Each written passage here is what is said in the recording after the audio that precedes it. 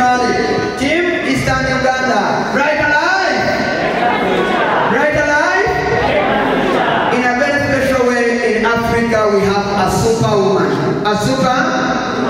She was the first person to say yes to the Suma, and that's why we are all here, and that's why all of you are all here.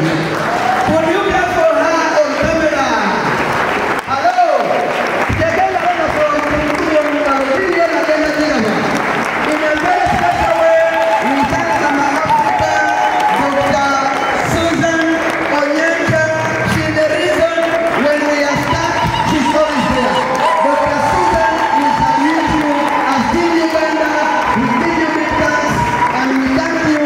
We say we are fully committed to Biosuma. If you are fully committed to Biosuma, can you clap your hands high? Are you sure?